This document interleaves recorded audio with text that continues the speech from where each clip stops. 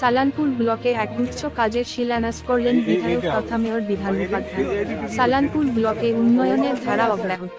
মুখ্যমন্ত্রী মমতা বন্দ্যোপাধ্যায়ের নির্দেশে ও বারাবণী বিধায়ক তথা মেয়র বিধান মুখোপাধ্যায়ের উদ্যোগে রবিবার দিন সালানপুর ব্লকের শামলি পঞ্চায়েতে একটি বাউন্ডারি দেওয়াল, শামলি রায়পাড়ায় ছোট্ট আকারে একটি কমিটি হল, লোহাটে একটি নর্দমা এবং সিয়াকুল বেরিয়াতে একটি বাউন্ডারি ওয়াল সহ স্টেডিয়াম।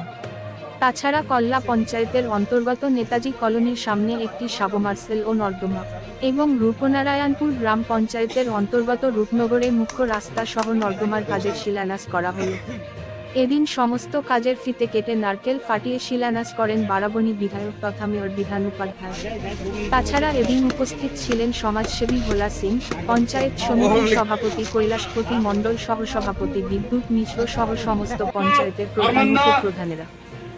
রয়েছেন আমাদের অভিভাবক ললিত মোহন দাস মহাশয়, ভোলাদা রয়েছেন, ফটিকদা, সকলেই রয়েছেন। আমাদের সামনের পঞ্চায়েত সদস্য প্রধান সবাই রয়েছেন। এই জায়গায় আপনাদের মূলত দুটি ডিমান্ড ছিল, একটা কমিউনিটি হল এবং সাবমার্সিবল পাম্প এখানে আপনারা বলেছিলেন।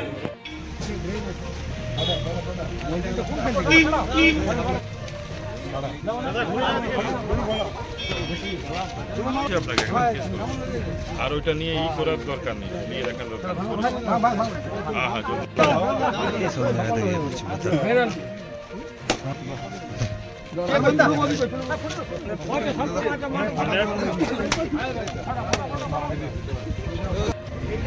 আমরা দিয়েছিল বাউন্ডারি ওয়াল উইথ গ্যালারি, এখন হয়ে গেছে ওখানে বাউন্ডারি ওয়াল।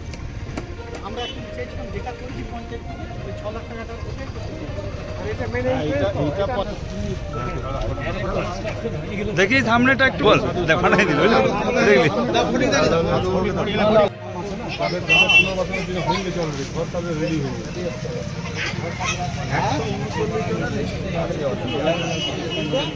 যাবে কিনা কথা বলো, ওরা যদি যাবে কথা বললো। আমি প্রশাসনকে দেখছি, কথা বলে দিচ্ছি, আমাদের ঘর রেডি হয়ে গেছে প্রায় 300 মতন ঘর রেডি।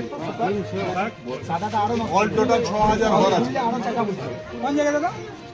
আমাদের যেটা করছে গৌরান্ডিতে করছে রাশিয়া, প্রায় ওইখানে 150 মতন ঘর রেডি, ওইখানে 1200 ঘর হবে, সবাইকে কোয়ার্টার দিয়ে হবে।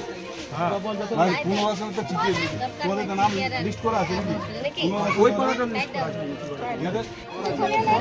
কটা দিলে হবে এখন? বিরকল কটা দিলে? হ্যাঁ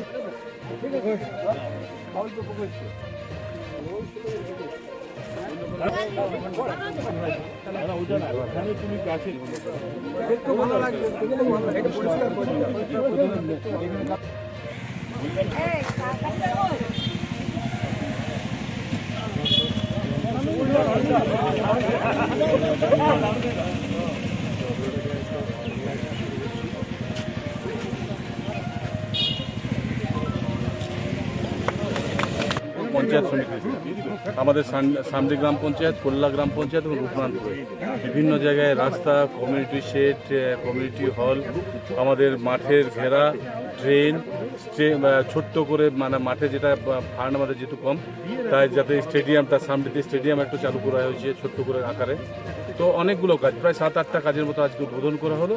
এবং এই যে ড্রেনটা, এই ড্রেনটা এখন যেটা উদ্বোধন করলাম, এই ড্রেনটাতে রূপনারায়ণপুরের পুরো এই সাইডটা অঞ্চলে মানুষের পুরো কষ্ট হতো, এই ড্রেনটা হলে একটু সুবিধা হয়ে যাবে। আর এখানে ডিমান্ড করলো আস্তে আস্তে বলে পুকুরটাতে যদি একটা ঘাট করে দেওয়া হয়, তো ঘাটটা আমরা আগামী দিনে চেষ্টা করছি পুজোর পরে করে দেবো।